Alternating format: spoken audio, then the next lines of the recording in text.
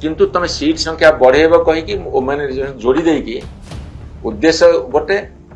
लक्ष्य आउ गोटे आउ विरोध दल उपरक ब्लेम फिंगा कथा आउ गोटे ये बर्तमान से प्लानिंग तुम पाखे सुजोग अच्छी तुम्हें 2023 सेप्टेम्बर 20 पास कर तुमर जदि 2029 धरतु आपणकर यही 545 सीटिंग नहीं निर्वाचन हम से तुम 1/3 दे पार आज इफ से सपोर्टर किंतु अन्य कहीं करदेले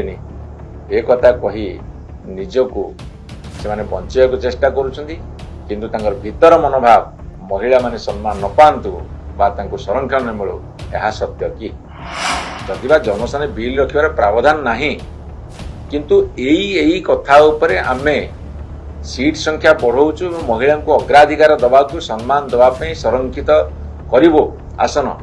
से कथा को पब्लिक डोमेन को पब्लिक डिबेट को छाड़िले नहीं कहीं 2024 साधारण निर्वाचन पूर्वर एमएलए एमपी निर्वाचन पूर्वर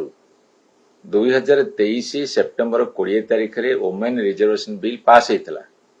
अर्थात 2029 मसीह जो निर्वाचन हम से निर्वाचन रे महिला मानक पे 1/3 आसन संरक्षित रहिबो से बिल पास हो सारी ताहा मध्य राष्ट्रपतिंकर अनुमोदन लाभ कर सारी एवं जेतेबेले जनगणना आरंभ कले 2021 रे करबा परिवर्ते 2026 रे आरंभ कले एबे घर गणना होची तापर जनगणना हबो ताकू अपेक्षा न रखी 2011 जनगणना अनुसार सीट संख्या बढ़िया पे तत्परता प्रकाश कले कहीं एला द्वितीय प्रश्न जदि से माने संविधान संशोधन बिल न आनिले सीट संख्या बढ़ी पारिबनी तेणु संविधान संशोधन करबा पे ए 3 दिनिया अधिवेशन डकाई 16, 17, 18 से जानी शुणी करी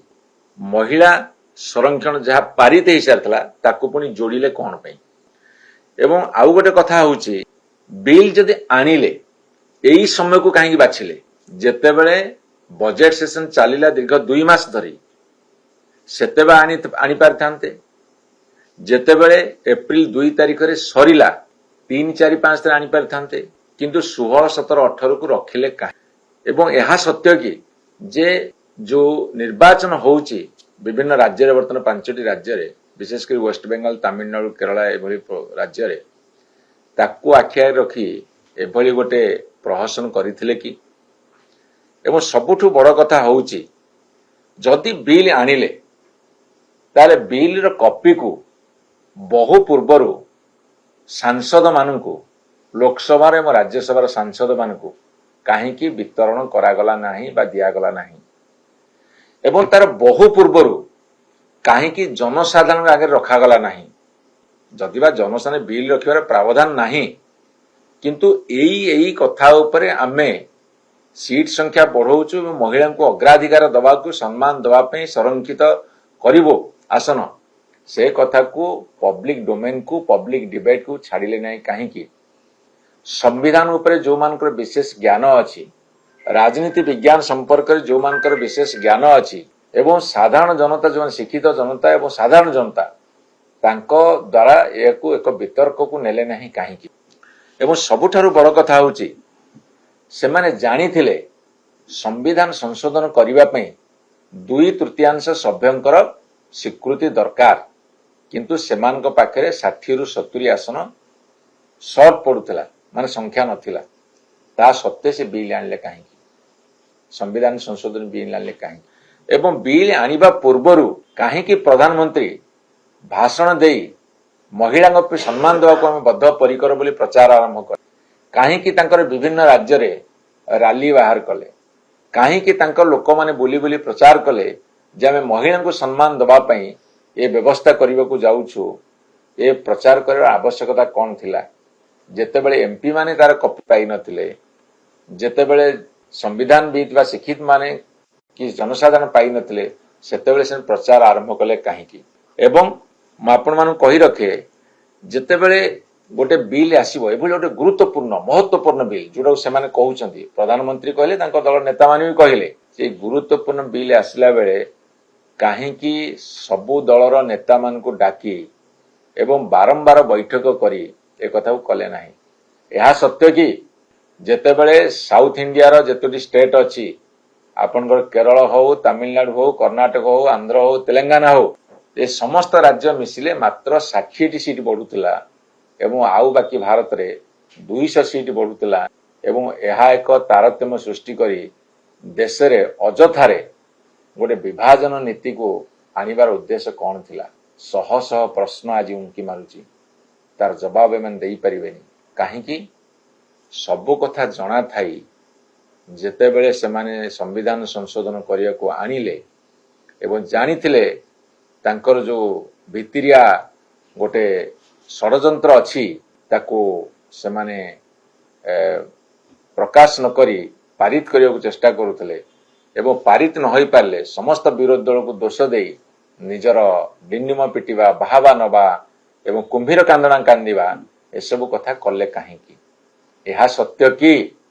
आमे जहाँ शुणुलु आरएसएस महिला विरोधी, यह सत्य कि बीजेपी जेते महिला कथा कहले भी तांकर मन मानसिकतारे महिला विरोधी मनोभाव को भिन्न ढंगरे आजिफ सेमाने सपोर्टर किंतु अन्य कहीं करे देलेनी ए कथा कही निजको सेमाने बंचाइया को चेष्टा करुछंदी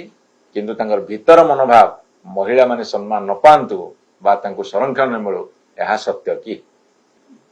महिला को संरक्षण दबा पई स्वर्गत बिजू पट्टनायक प्रथम उद्यम करथिले एवं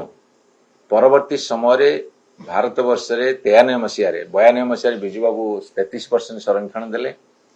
93 मसीह 72 एवं 73